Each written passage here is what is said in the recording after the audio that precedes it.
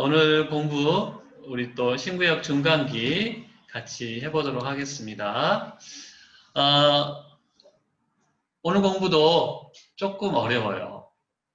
조금 어렵고 다른 나라의 역사에 대한 공부를 하다 보니까 좀 이해가 힘들 수 있는데 우리 같이 한번 정신을 바짝 차리고 주님께서 깨닫게 해주실 것을 믿고 같이 공부를 하도록 하겠습니다.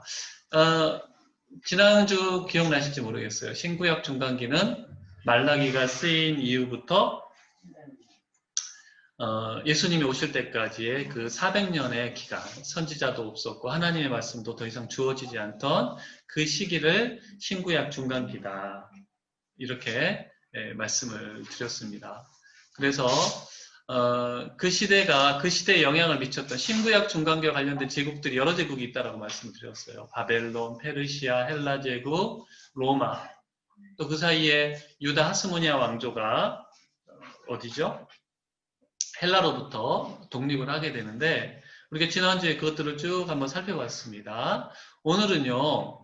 그 중에서 헬라 제국과 하스모니아 왕조 이 두 나라에 대해서 우리가 조금 공부를 하려고 합니다. 신구약 중간기의 대부분을 차지하는 제국이 헬라 제국이잖아요. 알렉산더가 이제 많은 나라를 정복하고 알렉산더 사후에 나라가 4개로 나누어지는데 지난주 공부를 했어요. 그래서 4개 나라 중에 우리가 다 공부할 필요는 없다. 2개의 이 나라, 2 왕조만 기억하면 된다라고 말씀을 드렸고 그리고 한 2세기, BC 2세기쯤에 이 유다가 헬라로부터 독립을 하게 돼요. 그래서 100년 정도 독립왕조를 누리게 되는데 그 왕조를 뭐라고 한다? 하스모니아 왕조, 하스모니안 왕조 이러기도 하는데요. 이 두 나라에 대해서 우리가 오늘은 중점적으로 공부를 하도록 하겠습니다.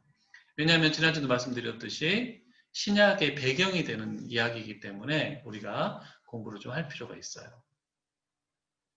자, 보시겠습니다. 그 헬라가 이제 이 알렉산더가 죽은 다음에 이 마게도냐 지역의 카산더, 아가야 지역의 리시마쿠스, 그 다음에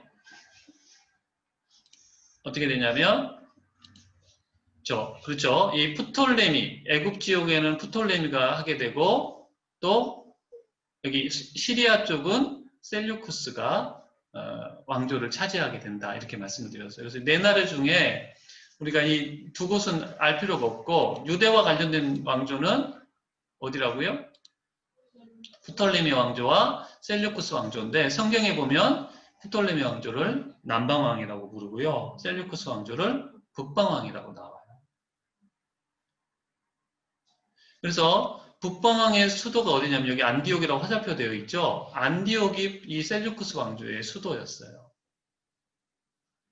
그 다음에 남방왕은 알렉산드가 지은 도시, 그 해안 도시인데 알렉산드리아가 이 프톨레미 왕조의 수도가 됩니다. 이 두 나라가 중요한 이유가 뭐냐면요. 이 유대를 차지하기 위해서 이제 이 두 나라가 각축을 벌이기 때문이에요. 근데 여러분,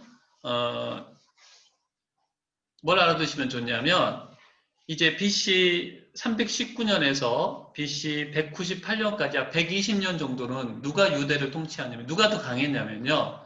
이 프톨레미 왕조가 좀 더 강했어요. 그래서 이 유다에 대한 지배권을 프톨레미 왕조가 갖게 됩니다. 120년 정도를. 그리고 프톨레미 왕조의 이 왕들은요. 조금 온화했어요.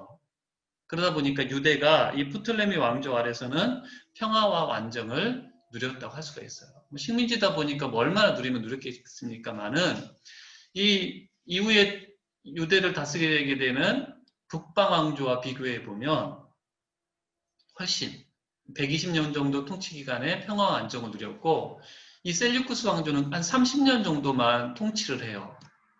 근데 여기 못된 왕들이 좀 있었어요. 그래서 유대가 이 북방 왕조에 의해서는 조금 괴롭힘을 당하게 됩니다. 그래서 여러분 보십시오. 여기 보면 성경에 보면요 이런 말씀이 나와요. 여기 위에 거 한번 같이 읽어볼까요? 두 사람의 시작. 두 사람이 성령의 보내심을 받아 실루키아에 이르러서 거기서 회당하고 무로에 갔어. 네, 이 안디옥에서 파송을 받잖아요, 바울이. 그래서 전도 여행을 떠나면서 실루기아 항구 도시인데 항구로 내려가게 됩니다. 실루기아가 영어로 보세요. 셀루키아라고 돼 있죠. 어떤 왕조하고 관련된 도시인 것 같아요? 그렇죠. 우리가 이제 한글로만 보니까 이게 잘 모르는데 영어로 보면 아 셀류쿠스 왕조가 건설한 도시구나. 셀류쿠스의 여성형 동사라고 여성형이라 그래요. 여성형 명사라 그러는 거예요. 그러니까 실루기아는 여기가 셀류쿠스가 다스리던 곳이었으니까 이렇게 이름을 지었다. 도시를 만들었다라는 거죠. 여러분 그 왕조들이 왕의 이름을 따서 이렇게 이 도시를 만들잖아요. 아까 알렉산드리아도 알렉산더의 이름을 따서 지었던 것처럼 왕의 업적을 기리기 위해서 또 영광을 드러내기 위해서 그렇게 하는 거죠. 그 다음 밑에 말씀도 같이 한번 읽어볼까요? 두로를 떠나 시작.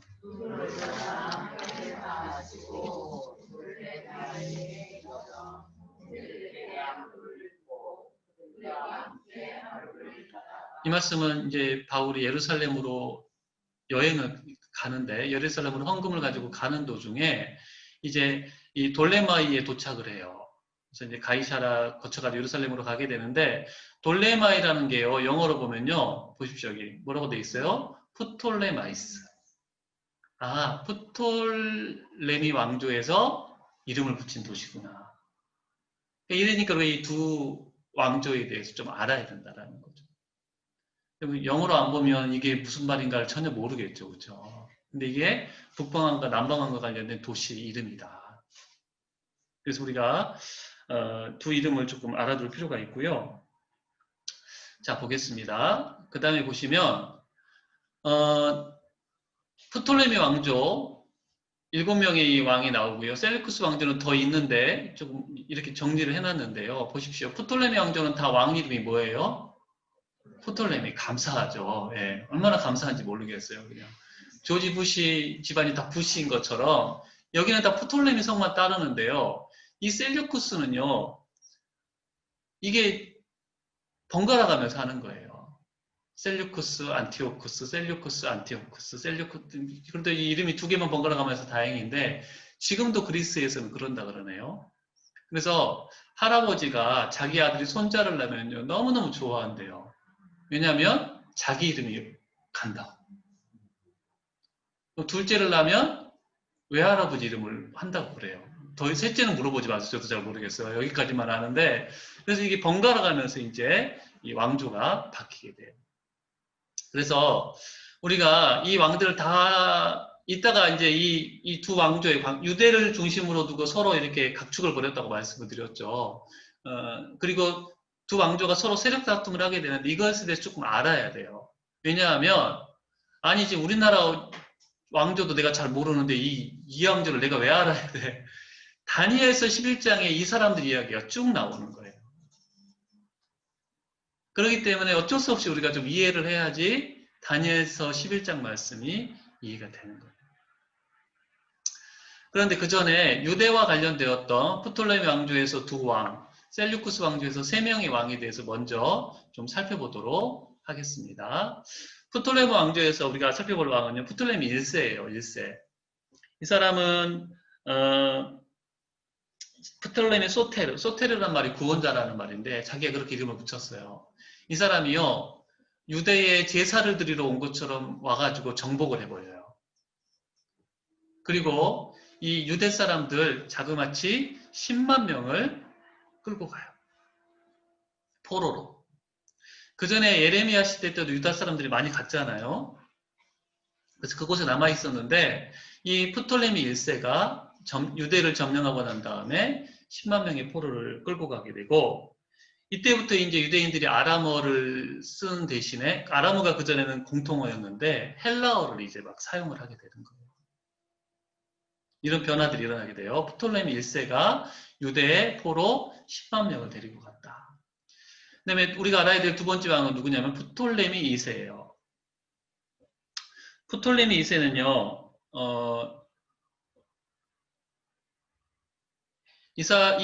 아까 이 프톨레미 왕조의 수도가 알렉산드리아라고 말씀을 드렸죠. 이 도시는요, 우리 일산하고 인구가 비슷했어요. 그때 우리가 이제 100만 정도 되잖아요. 그때 알렉산드리아 인구가 100만이었대요. 굉장히 큰 도시죠. 그리고 그곳에 도서관으로 유명해가지고 20만 권을 소장한 도서관이, 엄청난 도서관이 있었다 그래요. 이 도서관장이었던 이 데메트리우스,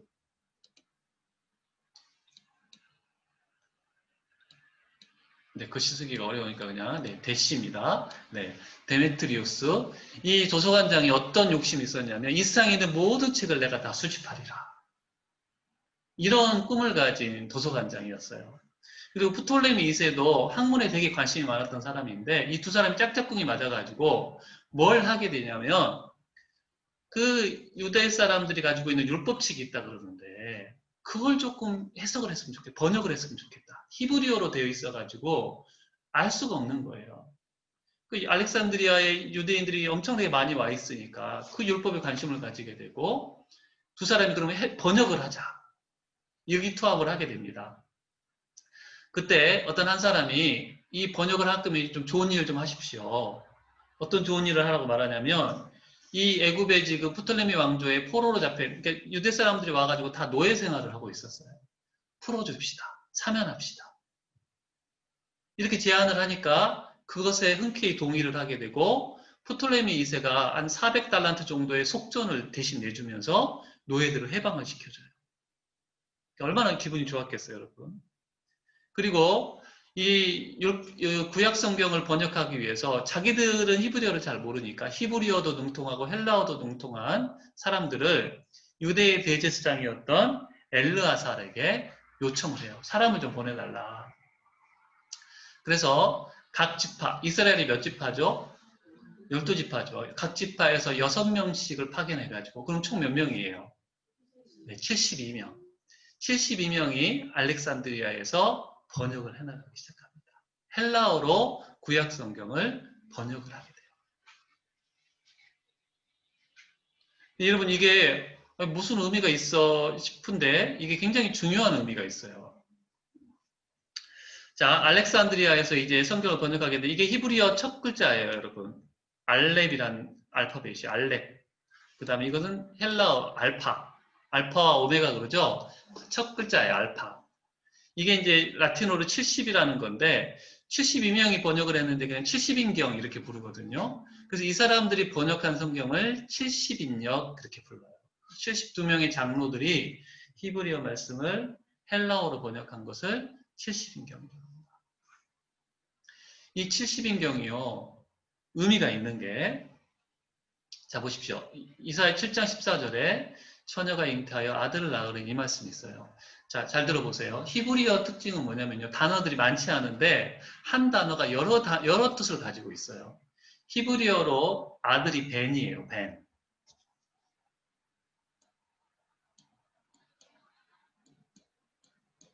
벤인데 이게 히브리어에서는요. 아들도 되고 손자도 되고 증손자도 되고 그러니까 다윗의 자손 예수잖아요. 어떤 데는 다윗의 아들 예수 이렇게 한단 말이에요. 벤을 그냥 아들로 번역하니까 그렇게 나오는 거예요. 근데 헬라어에서는 아들이면 아들, 손자면 손자, 증손자면 증손자가 아주 분명해요. 그러니까 헬라어는 아주 분명하게 표현을 하고 이 컵도 히브리어에서는 컵 걸으면 다 컵이에요. 헬라어에서는 이걸 말할 때 이거 무슨 컵이라고 그래야 돼요? 스테인리스 컵? 에? 머그컵? 머그컵이라고 그러면 돼요? 네, 그렇게 정확하게 말을 해야 된다는 거예요. 그래서 제가 알았어요. 나는 좀 저는 히브리적 성향이 좀 있는 것 같아요. 그리고 우리 중에 몇몇 사람은 막 꼼꼼하게 따지는 분들이 있죠. 이분들이 헬라적 성향을 가지고 있는 분들 같아요. 이게 좋고 나쁘게 아니고 성향이에요, 성향.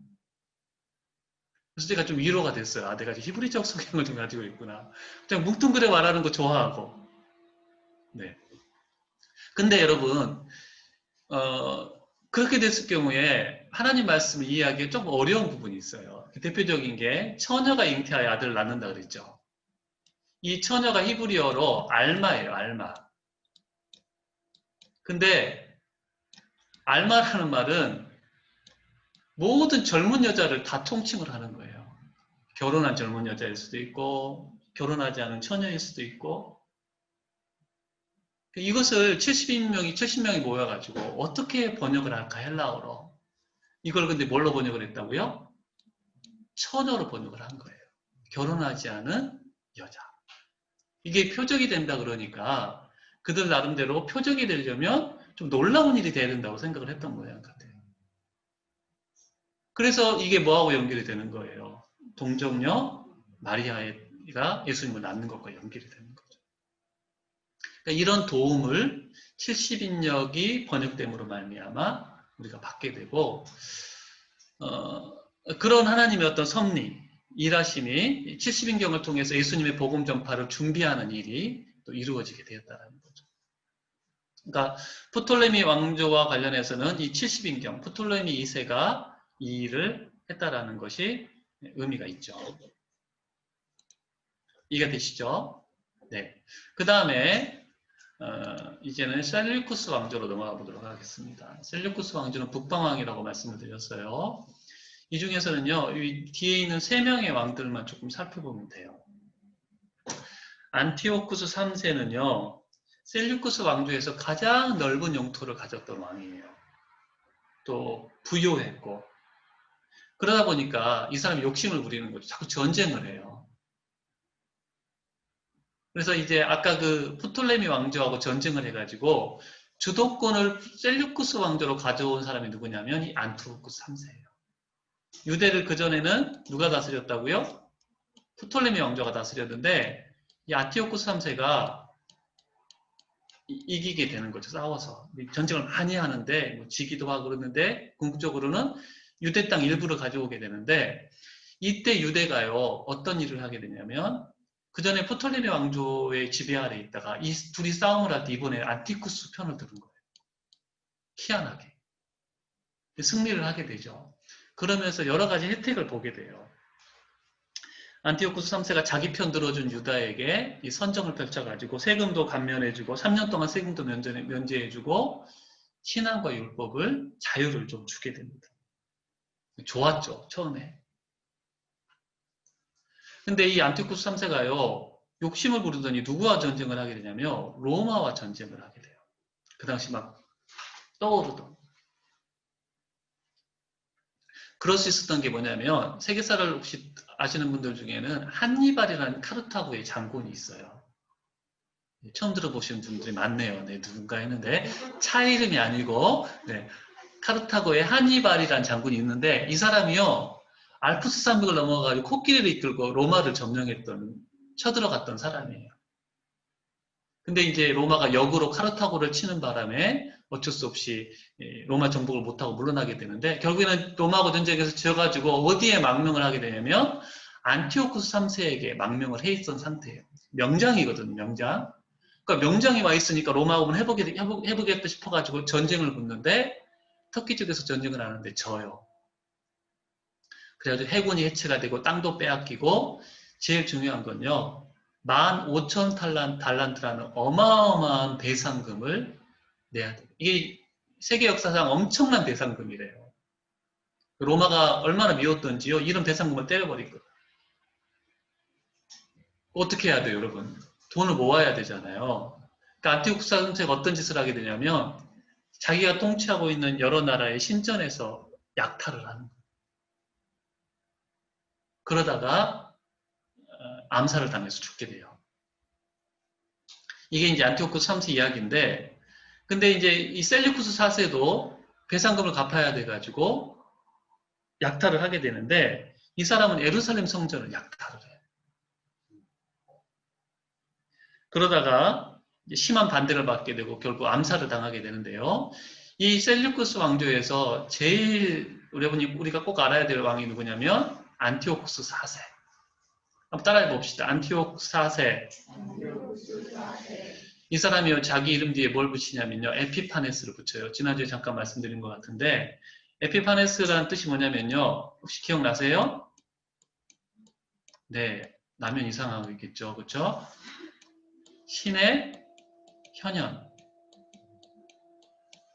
무슨 말이에요? 자기가 신이라는 거죠. 자기가 붙이는 거예요. 신의 현현이라고. 내가 신이다. 얼마나 교만했는지 알겠죠.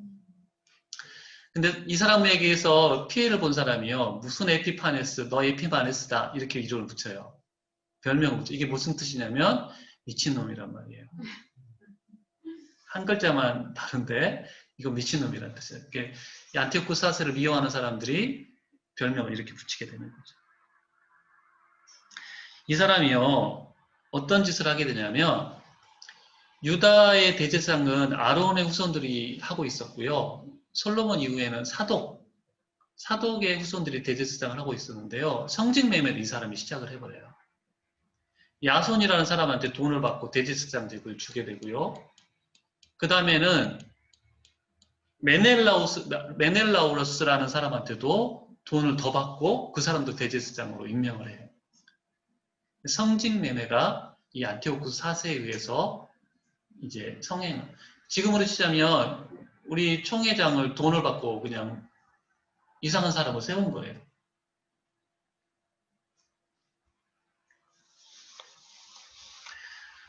이 안티오쿠스 4세가요. 그래서 이제 뭘 하냐면 프톨레미 왕자하고 또 전쟁을 해요. 이따가 좀 조금 설명을 드릴 텐데 근데 애굽을 정복을 못해요. 누가 또 개입을 하냐면 그놈의 원수 로마가 또 개입을 하게 되는 거예요. 그래서 이제 로마가 개입을 해가지고 로마한테는 안 되거든요. 그러니까 어쩔 수 없이 돌아오는 길에 화가 나는 거예요. 그래서 어디를 약탈을 하게 되냐면 예루살렘을 약탈을 하게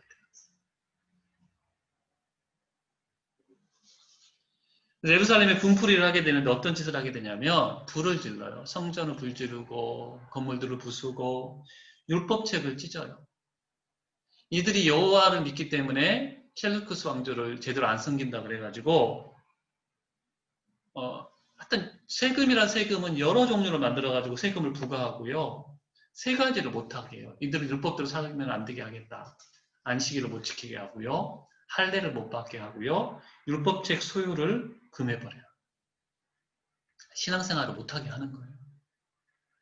우리나라가 일제시대 때 신사참배했던 거하고 비슷한 일들이 예루살렘에 일어나게 되는 거죠. 이게 언제 극에 달하냐면요. BC 167년. 이 연도는 좀 기억해 둘 필요가 있어요. BC 167년. 이때 이 안티오쿠스의 폭정이요. 극에 달하게 되는데 어떤 짓을 하게 되냐면 예루살렘 성전 안에다가 제우스 신을 놔두고 돼지, 이스라엘 사람들이 가장 혐오하는 돼지로 제물을 바치는 거예요.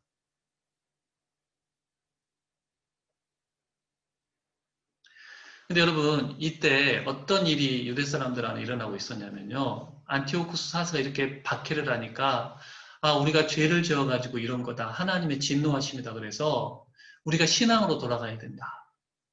회개로 돌아가야 된다고 주장하는 경건한 사람들이 나타나요. 그 사람들이 누구냐면 하시딤이라는 사람이 하시딤. 경건한 자들이라는 뜻인데 헤세드에서 나온 말이 자비라는 말에서 나오는데 하시딤 운동이 펼쳐지게 돼요. 우리가 신앙으로 돌아가야 된다. 우리가 지금 코로나 가운데 더 신앙으로 돌아가야 된다는 운동이 펼쳐지는 것처럼 이들 안에 율법으로 돌아가야 된다. 순수한 신앙으로 돌아가야 된다는 운동이 펼쳐지게 되는데 문제는 뭐냐면요. 너무 많은 사람이 죽어요. 율법을 금하는데 율법대로 살아가니까 많은 사람들이 죽는데 이들이 그냥 죽어요. 순교를 당하는 거예요. 지금으로 치면.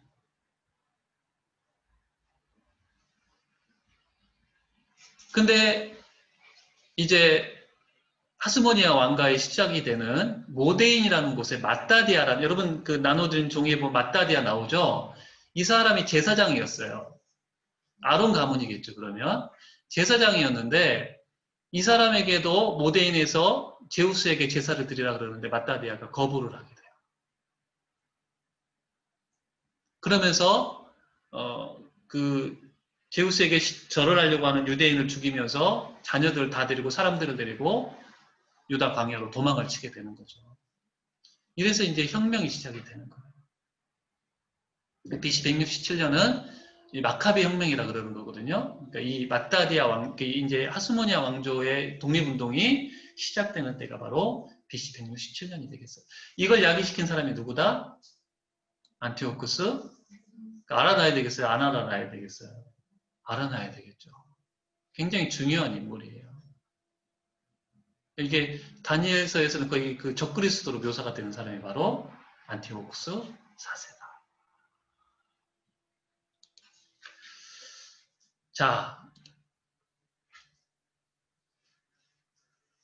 다시 이제 프톨레미 왕조와 셀류쿠스 왕조의 관계로 돌아와 가지고요. 제가 잠깐 설명을 해드릴 텐데, 아니 지금까지도 지금 머리가 아파 죽겠는데 이 관계를 알아야 된다고? 네, 이걸 알아야 되는 이유가 뭐냐면 다니엘서 1장, 11장에 이 이야기가 나오기 때문이에요. 보십시오. 여러분이 못 믿는 것 같은데 11장 내용이 다 이 이야기예요. 프톨레미 2세, 안티오쿠스 2세, 프톨레미 3세, 셀류쿠스 2세, 안티오쿠스 3세, 셀류쿠스 4세, 안티오쿠스 4세.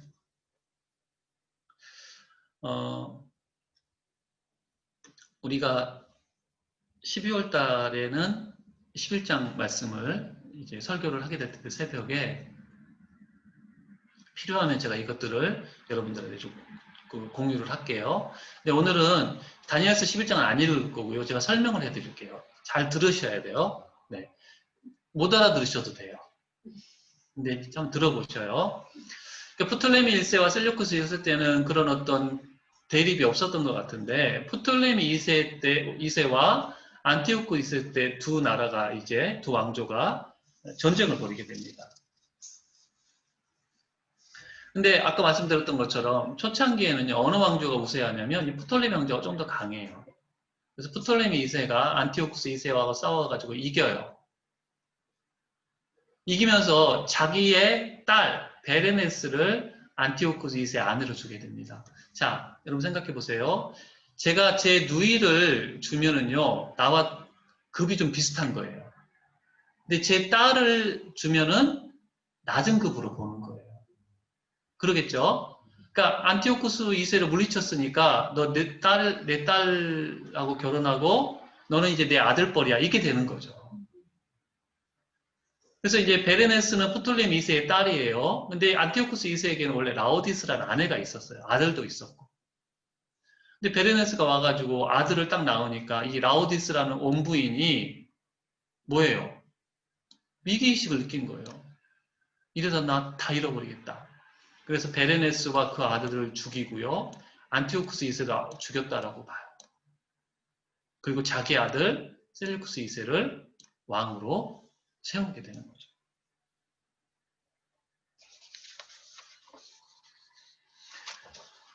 자, 그러면 프톨레미 2세의 아들이 프톨레미 3세거든요. 그럼 프톨레미 3세하고 베레네스는 무슨 관계예요? 남매죠. 딸을 줬으니까, 그쵸? 뭐요? 우리 누나인지 여동생인지는 모르겠는데 죽였다고 프톨레미 3세가 쳐들어가는 거죠. 셀류쿠스 2세를 무너뜨리고 수비대까지 주고 식민지를 삼아버려요. 그러니까 여기가 까면 안 되는 거죠. 여기가 상대가 안 되는 거죠. 근데 시간이 지나가지고요. 셀류쿠스 3세가 빠졌는데 안티오쿠스 3세가 이 원수를 갚기 위해서 프톨레미 4세와 전쟁을 하게 돼요. 그래서 이겨요. 유대 일부를 아까 말씀드렸잖아요. 안티오쿠스 3세가 전쟁을 해가지고 기억나세요? 아까 제가 말씀드렸던 거? 유대가 안티오쿠스 3세 편을 들었다 그랬잖아요. 이겨요. 그러면서 안티오쿠스 3세가 어떤 걸 하냐면 아까 당신 딸을 우리 줬지? 나도 내 딸을 클레오파트라. 이 클레오파트라 그 영화화 많이 되는 클레오파트라 아니에요. 클레오파트라가 굉장히 많아요. 클레오파트라가 굉장히 많고 그 사람은 여왕이에요. 그 옥타비아누스, 안토니우스, 그 로마의 이 장군들하고 연결된 여왕이에요. 한참 좀 뒤에 일이죠, 그렇죠? 클레오파트라 딸을 프톨레미 5세에게 아내로 주게 돼요. 이게 이제 화살표가 줬다라는 말이에요, 그렇죠? 그러면 근데 이 딸이요 아버지가 싫었나 봐요.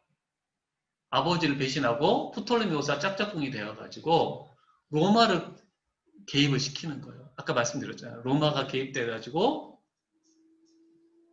이제 이 안티오쿠스 3세가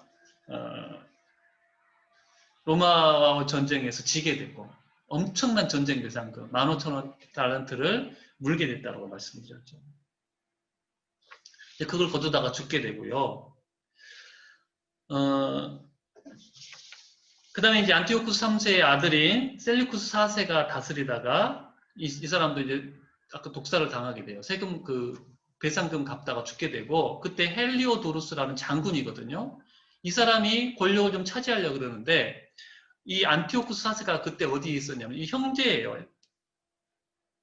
둘이는 형제 관계인데, 안티오쿠스 4세가 볼모로 로마로 잡혀가 있었던 것 같아요. 돌아와가지고, 이 헬리오도루스를 죽이고, 자기가 왕을 차지하게 되는 거예요. 근데, 아까 뭐라 그랬다고, 이 별명이 뭐라 그랬다고요? 미친놈. 이 사람이 굉장히 간사한 사람이에요. 헬리오도루스를 어떻게 이겼냐면, 우리 싸우지 말자.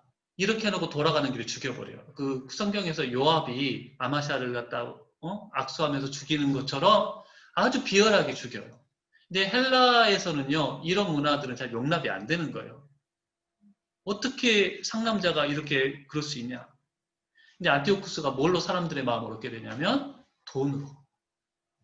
돈을 이기는 게 없는 거예요. 세상 사람들한테.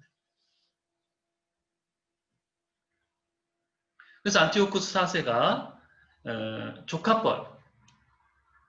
그러니까 이 클레오파트라가 또 자매인 것 같고 거기서 낳은 아들이니까 조카뻘이죠. 조카를 쳐들어가가지고 이 프톨레미 왕제를 집어삼키려고 그러는데 누가 개입한다고요? 또 로마가 개입하는 거예요.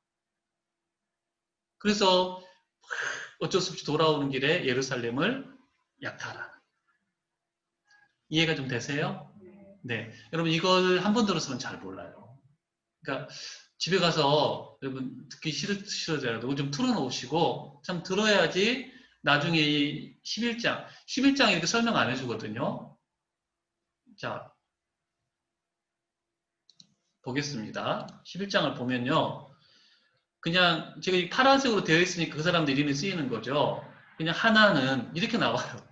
남방왕, 북방왕. 그럼 우리가 알아서 이렇게 써 넣어야 되는 거예요. 이걸. 그래서 제가 방금 말씀드렸던 이야기가 다니엘서 11장에 그대로 기록이 되어 있는. 놀랍죠, 여러분. 이게 다니엘이 몇백 년 전에 예언을 한 이야기가 몇백 년 후에 이렇게 그대로 이루어지게 됩니다. 하나님의 말씀이니까. 그래서 조금만 보면요. 이 안티오쿠스 3세가 나오고 또 클레오파트라도 나오죠. 딸을 주었는데 이루지 못하고 그 다음에 안티오쿠스 4세. 자, 그의 왕위를 이을 자는 한 비천한 사람이라 이게 왕감이 아닌 사람이 왕이 됐다라는 거야. 비열한 방법으로 왕이 됐다고 말씀드렸죠. 속임수로. 속임수로 왕이 된 거예요. 그래가지고 남방왕과 싸우려고 그러는데 자, 기팀이 개입하는 바람에 기팀이 뭐냐면 로마예요, 로마. 로마가 개입하는 바람에 안 돼요. 안 되니까 이것도 보세요. 안토니우스 4세가 지성소를 더럽혔다고 말씀드렸잖아요. 아까 성전을 더럽혔다고 말씀드렸죠. 그러니까 이 하나님을 아는 백성들 하시딤이 일어나가지고 이제 그 대적을 하게 되고 유다 마따디아 가문이 또 일어나게 되고 이런 이야기들이 다니엘서 11장에 다 기록이 되어 있습니다. 천천히 한 번씩 읽어보면 좋은데 시간이 너무 많아가지고 이건 그냥 시간이 너무 많이 걸려서 넘어가도록 할게요. 여러분들에게 나중에 다른 방법으로 좀 도움을 드리도록 하겠습니다. 자, 우리가 여기까지 남방왕과 북방왕에 대해서 우리가 알아봤어요. 다니엘서 11장을 이해하기 위해서는 두 왕조에 대해서 우리가 알아야 된다. 특별히 꼭 잊지 않아야 될 왕이 누구다? 안티오쿠스 4세. 에피파네스는 기억을 해야 됩니다. 자, 그 다음에 우리가 공부할 이제 왕조가 하스모니아 왕조예요. 같이 따라해 볼까요? 하스모니아 왕조. 하스모니아 왕조.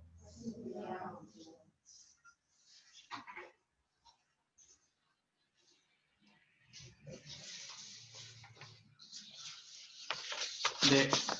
나가도 되겠죠? 신도 나가도 되겠죠? 네. 아까 말씀드렸던 것처럼 마따리아는 모데인의 제사장이었어요. 근데 어,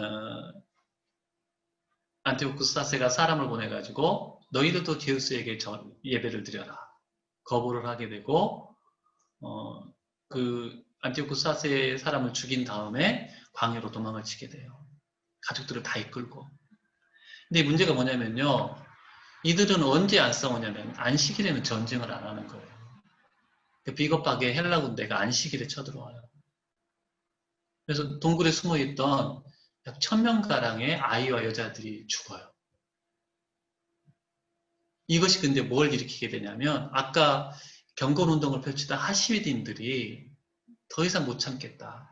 우리도 싸워야 되겠다 싶어가지고 이 마따디아 가문에 합류를 해요. 하시딘들이. 근데 그래봤자 많은 숫자는 아닌데 그래도 함께하는 사람들이 있다라는 힘이 나게 되는데 이 그때부터는요 안식일에도 싸워요. 밤에 이렇게 낮에는 숨어 있고 밤에는 싸우고 게릴라전을 펼치는 거죠. 숫자가 적은 사람이 이길 수 있는 방법은 게릴라전밖에 없거든요. 그래서 계속 지다가 전쟁을 승리를 하게 되는데 마따디아는 1년 만에 죽어요. 누가 이제 이어받게 되느냐? 5 아들이 있었는데요. 이 중에 유다 마카비. 마카비라는 말의 별명이에요. 망치라는 거, 해머. 힘이 굉장히 셌나 봐요. 용맹하고 아주 싸움을 잘하는 셋째 아들인데 유다 마카비가 리더가 됩니다. 마카비는 망치라는 뜻이라고 말씀드렸어요. 자, 보십시오. 그래서 이게 지금 이제 유대 쪽의 지도인데 마카비가 이렇게 혁명을 일으키니까 헬라에서 군대를 보내겠죠. 모딘이 이제 그 마따디아 가문의 근거지였고 이 어디에서 첫 번째 전투가 벌어지냐면요. 167년 아폴로노스 장군이 쳐들어와요. 르보나에서 싸우게 돼요. 근데 이때 이겨요. 계속 지다가 처음으로 이기게 돼요. 우리가 지다니. 그래서 2번째 장군을 보내죠. 이번에는 베토론이라는 곳에서 전투가 붙게 되는데 그때 왔던 장군이 세론. 근데 또 이겨요. 3번째 또 보내는데 이번에는 소라 쪽에 와서 엠마오의 전투가 벌어져요. 니카노르라는 장군하고 전쟁이 붙게 되는데 이때도 이겨요. 그러니까 안 되겠다 싶어가지고 이번에는 조금 리시아스라는 장군이 뭘 이끌고 오냐면요. 코끼리를 이끌고 와요. 지금으로 치자면 전차 부대를 이끌고 온 거예요. 코끼리가 굉장히 무서웠대요, 여러분. 온몸을 다 이게 철갑으로 둘러가지고 화살을 맞아도 안 쓰러지는, 맞지가 않는 거죠. 계속 지는 거예요. 막 밀려나는 거예요. 그때 아까 이 마카비의 아들 중에 넷째 아들 이름이 뭐예요, 여러분? 엘르아살이요. 자기가 희생을 하는 거예요. 철갑이 안 두르는 곳은 어디냐면 코끼리 배밖에 없거든요. 코끼리 밑으로 들어가가지고 창을 찔러가지고 코끼리가 죽는데 푹 가라앉잖아요. 그 몇백 킬로 되는 게 깔려서 엘르아살이 죽게 돼요. 근데 그러면서 승리를 거두게 되는 거죠. 엘르아살이 여기서 죽게 됩니다. 그래가지고 이제 승기를 얻은 그 마카비가 예루살렘으로 진군을 해요. 그래서 8일 동안 싸워가지고 승리를 얻게 하게 됩니다. 성전을 회복하게 돼요. 이 성전을 회복한 절기를 바로 수전절이라고 부르는 거예요. 따라해볼까? 수전절. 수전절. 구약에는 수전절이 안 나오고요. 신약 요한복음에 보면 예수님이 수전절에 성전에 올라가셨다라는 기록이 나와요. 자, 수전절과 관련해 가지고요. 이거 보십시오. 제가 요한복음 설교할 때 설명을 드렸는데 그때는 뭐라고 부르냐면 뭐라 하냐면요. 불을 밝혀요. 수전절을 히브리어로 뭐라고 하기도 하냐면 하, 누, 카. 빛의 축제라는 말이에요. 왜 그러냐면요. 그때 이제 이 성전을 회복하는데 8일 걸렸다고 말씀을 드렸죠. 근데 불을 밝혀야 되는데 불을 밝힐 수 있는 기름이 하루밖에 없었는데요. 놀랍게 8일 동안 계속 불이 탄 거예요. 기름이 탄 거예요. 그걸 기념하느라고 보십시오. 하나, 둘, 셋, 넷, 다섯, 여섯, 일곱, 여덟. 여기다가는 불쏘시개를 이렇게 세우는가 봐요. 지금 며칠째 된 거예요. 그래서 8일 동안 지키는데 며칠째 된 거예요, 지금? 3일이 된 거죠, 이것은 지금. 불을 밝힌 거예요, 이렇게. 수전절에 행해지는 일 중에 하나고, 여기 보죠. 이게 뭐 같으세요? 아이스크림 같죠? 팽이에요, 팽이. 우리하고 조금만 비슷한 것 같아요. 이때가 겨울쯤인데요. 왜 팽이를 돌리냐면요. 율법을 아까 율법책도 못 지키게 하고 예배도 못 드리게 했잖아요. 그러니까 사람들이 율법을 공부하면서 헬라 군사가 오는지 망을 보게 하는데 어른이 보면 애들 뭐 이상한 거 하네 그러니까 애들한테 망을 보게 해요. 근데 망을 볼 때 그냥 보면 이상하잖아요. 그러니까 팽이 치면서 그래서 이때 그것을 기념해가지고 우리도 설날에 팽이 치잖아요. 요즘은 거의 안 하죠. 네. 그것처럼 이 수전절에는 아이들이 팽이를 친대요. 보면 예, 그 이스라엘의 종교 마을에 가면요 이렇게 팽이를 치고 있어요. 그 다음에 아까 그 기름이 되게 의미가 있다 그랬잖아요. 그래서 이때만 나오는 빵이래요. 네. 몇몇 분들이 되게 좋아하실 것 같은데 여기에요. 그 이문무 목사님 말씀을 하시는데 이스라엘 빵이 맛있다 그러네요. 근데 이런 빵은 이때만 나온대요. 기름에 튀겨져 가지고 위에 딸기잼이 발라진 아주 단 빵은 이때만 먹을 수가 있다는 거예요. 그러니까 그 기름이 계속 탔던 것을 기름에서 기름 축제를 하는 거죠. 기름에 튀긴 빵을 이때 먹는 거예요. 보십시오. 이게 가정에서도 지금 불을 갖다 밝히는 가정마다 이게 있대요. 5개를 펼쳐 이것도 5일이 지난 거죠.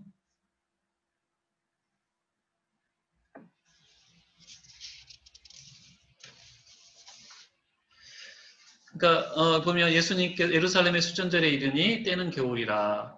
그러니까 이 수전절이요 우리나라 뭐 때하고 그 우리 크리스마스 때하고 비슷하대요. 음력으로 그 세는데 거의 크리스마스 때하고 비슷해가지고 우리 크리스마스 때 추리 만들잖아요. 이들도 그때쯤에 이렇게 한우카 추리를 한다는 거예요.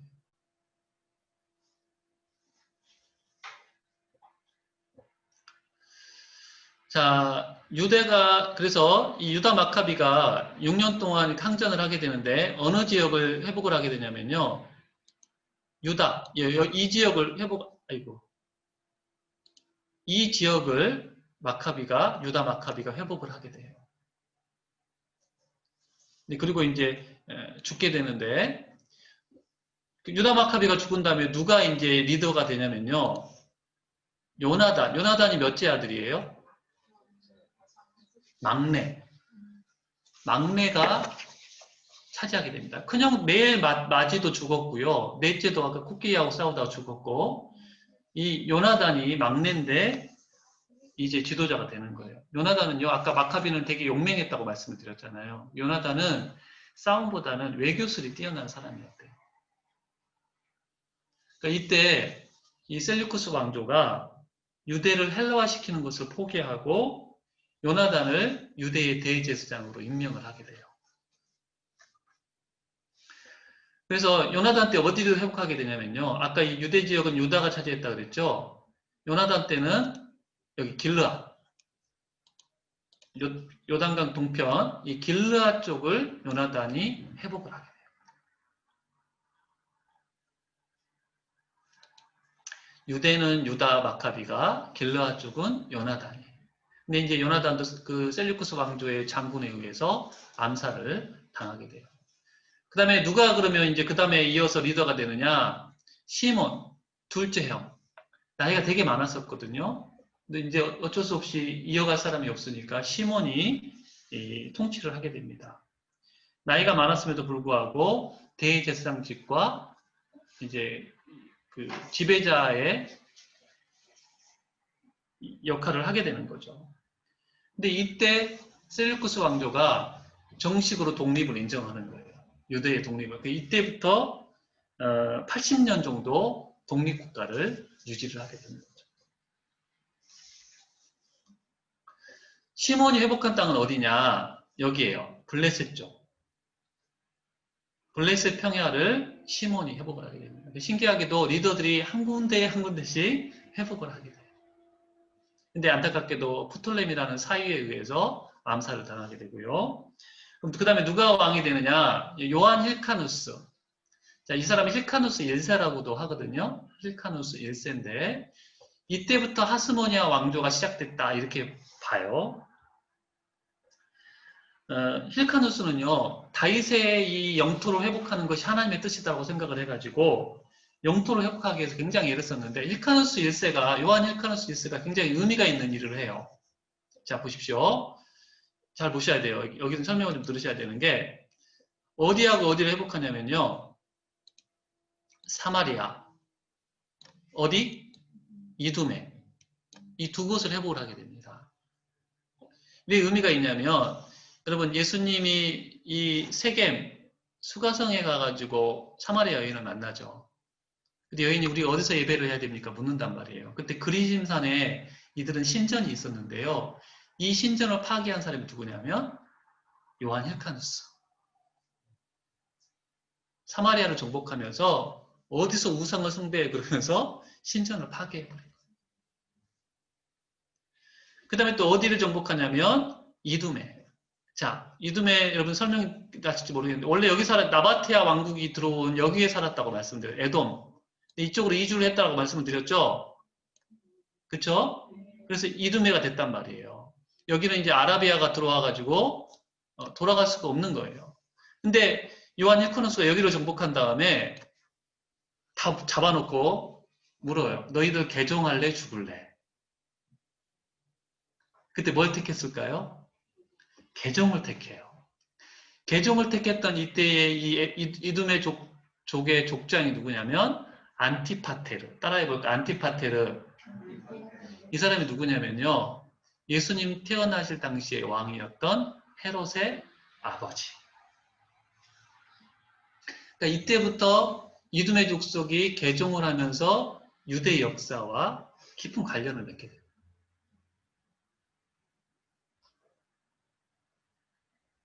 그런 의미에서 요한 힐카누스가 굉장히 의미가 있는 일을 했다라고 할 수가 있습니다. 여러분 나눠드린 종이에 보면 그 안티파티로 나오죠? 네, 그쪽이 바로 헤롯 가문인 거예요. 헤롯 가문. 그 다음에 다섯 번째 아리스토블루스 1세예요. 아리스토블루스 1세는요. 요한 힐카누스 아린데요. 이 사람이 굉장히 폭군이었어요. 요한 힐카누스가요. 죽으면서 자기 아내가 왕이 되기를 바랬어요. 근데 아버지가 죽으니까 아리스토블루스가 어머니랑 형제들을 감옥에 가두고 형제들은 몇을 죽여요. 1년밖에 통치를 안 했거든요. 근데 이게 자기가 형제들을 죽이고 난 다음에 죄책감에 병이 들었던 것 같아요. 그래서 죽게 되고 근데 이 사람이 한 게 뭐냐면 이 사람도 영토를 회복해요. 어디? 갈릴리죠. 참 신기하죠. 꼭 한 지역씩은 이렇게 하고 난 다음에 죽게 되고 아리스토블루스가 죽고 난 다음에 누가 왕이 되냐면요. 그 동생이었던 알렉산더 야네우스가 감옥에 있다가 풀려나가지고요. 이 사람이 왕위에 오르게 돼요. 그래서 누구와 결혼을 하게 되냐면 아까 아리스토블루스의 아내였던 형수와 결혼을 하게 돼요. 근데 여러분 잘 보십시오. 하스모니아 왕가의 특징이 뭐냐면요. 왕이면서 동시에 대제사장이에요. 유다에서 대제사장은요. 결혼을 누구하고만 해야 되냐면 처녀하고만 해야 되는데 그게 법이에요. 근데 야네우스가 누구랑 결혼했다고요? 형수랑 결혼을 하게 되면서 유대인들이 굉장히 반감을 표시하고 반대를 하게 돼요. 야네우스가 화가 나가지고 엄청나게 많은 사람을 살해를 하게 되죠. 유대인들 같이 동족을 죽여버리는 거예요. 야네우스가 한 게 뭐냐면요. 이 사람도 땅을 차지하는데 여기 바산, 이두레 지역인 바산과 여기 샤론 평화 이곳을 이 알렉산더 야네우스가 차지를 하게 됩니다.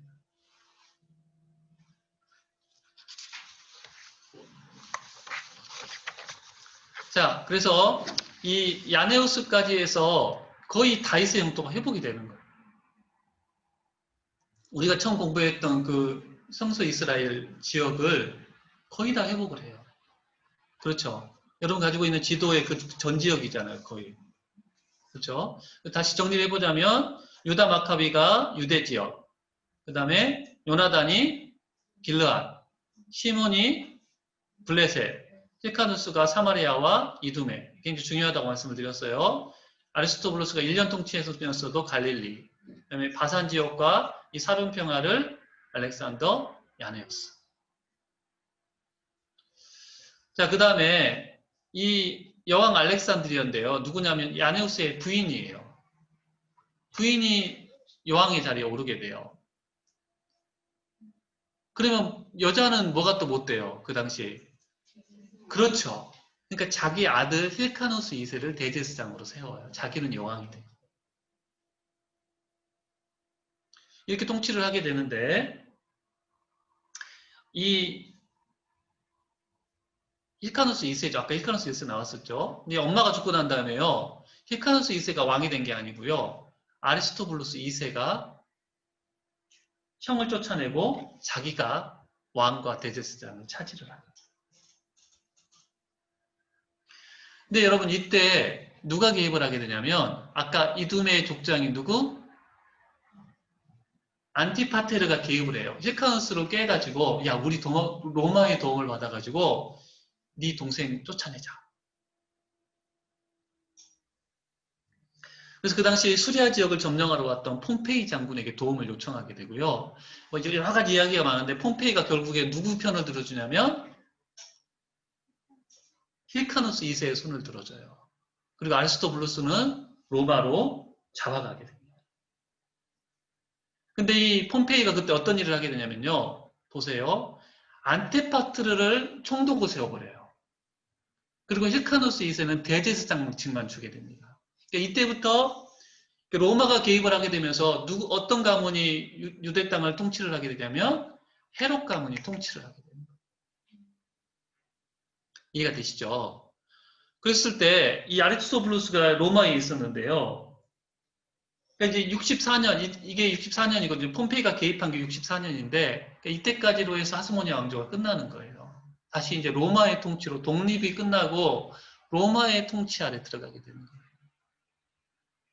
BC 64년부터 해서. 그래서 안티파트르가 어떻게 통치를 하게 되냐면요. 여러분 이제 얼마 안 남았어요. 거의 끝나가요. 네. 안티파트르가 어떻게 통치를 하게 되냐면 예루살렘은 자기 큰아들 하사엘한테 맡기고 갈릴리 지역은 누구죠? 헤롯 대왕이라고 우리가 알고 있는 헤롯에게 맡기게 돼요. 근데 그때 로마로 잡혀가 있던 아리스토블루스가요. 이 파르티아 왕국, 바데라고 있어요. 오른쪽에 바데라고 왕국이 있었는데 거기가 로마하고 굉장히 붙었거든요. 바데 왕국의 힘을 빌어가지고 예루살렘을 쳐들어와요. 그래가지고 누굽니까? 그때 하사엘이 죽어요. 그리고 이 그 전에 유대인들이 안티파테르를 독살을 하게 되죠. 독살을.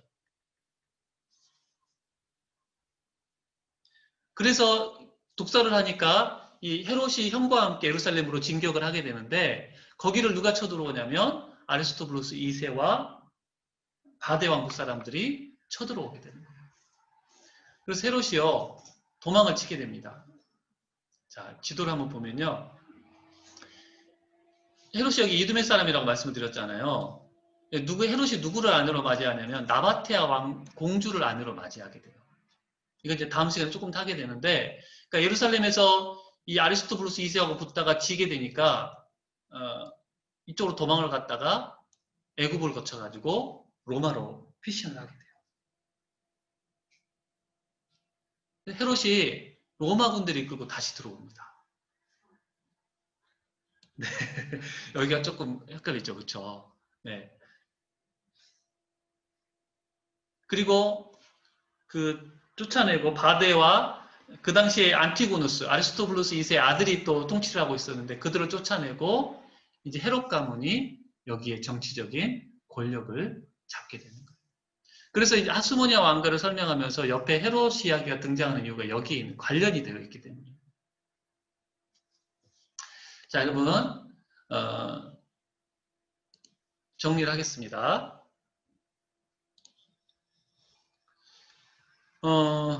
이 마따디아부터 시작한 하스모니아 왕가, 헬라와 전쟁을 벌치면서 통치자들이 바뀌게 되고 영토를 회복하게 되는 거죠. 근데 이 뒤에 이제 힐카누스 아리스토블루스 시대에 가면서 헤롯 가문과 연결이 되게 되고 결국에는 이 안티파테르 때문에 로마가 개입하게 되고 BC 64년에 멸망을 하게 되는 거예요. 다시 식민지로 들어가게 되는 거예요. 이때부터 이제 로마가 유대에 영향을 미치게 되고 결국에는 이 헤롯 가문이 정치적인 힘을 갖게 되는 일이 벌어지게 되는 거죠. 그래서 다음 시간에는 로마에 대한 이야기도 좀 살펴봐야 돼요. 로마에 대한 이야기를 살펴보고 드디어 이제 신약 성경으로 우리가 4시간 동안 우리가 배경을 공부를 한 거예요. 배경. 네, 그래서 오늘 사실 이 종파를까지 해야 되는데 여러분이 했다가는 막 더 섞일 것 같아요. 그래서 오늘은 여기까지만 하도록 할 텐데 여러분 우리와 관련이 전혀 없는 다른 나라의 역사지만 우리가 알아야 되는 이유는 뭐냐면 신약의 배경이 되는 이야기고 또 그 가운데 하나님의 역사가 거기가 계속되기 때문에 우리가 이것들을 알아야 돼요. 여러분 저도 이게 처음 들었을 때는 한 5, 60%만 이해를 했다가 다시 들으니까 이해가 되더라고요. 특별히 좀 혼란스러운 부분이 다시 한번 다음 주에 설명이 되긴 할 텐데 이 혼란스러운 부분들 여러분들이 꼭 한 번씩 들으셔가지고 이해를 하도록 하셨으면 좋겠네요. 혹시 질문 있으신가요?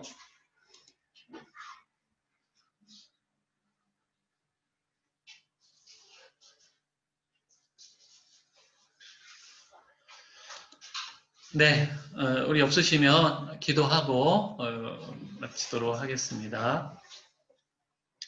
하나님 오늘 또 하나님 말씀의 배경이 되는 공부들을 해나가게 하시니 감사합니다. 하나님 잘 이해할 수 있도록 인도하여 주시고 우리가 알지 못하는 세계 역사지만 하나님 그 가운데 역사하고 계시고 하나님의 예언한 말씀이 역사 그대로 이루어지는 것을 우리로 보고 확인하게 하시니 감사합니다. 하나님 말씀이 반드시 이루어진다라는 것을 믿고 더욱더 말씀을 사모하고 말씀을 이루기 위해서 살아가는 우리들의 삶이 되게 하여 주시옵소서. 다시 한번 이 땅의 역사를 하나님께서 주관하여 주시고 은혜를 알고 하나님만 의지하는 이 나라 이민족이 되기를 간절히 소망합니다. 확산되고 있는 코로나를 주님 다시 한번 막아주시고 하나님 예배하며 우리가 일상생활하는 데 지장받지 않도록 하나님의 은혜를 더하여 주시옵소서. 예수님의 이름으로 기도드립니다. 아멘.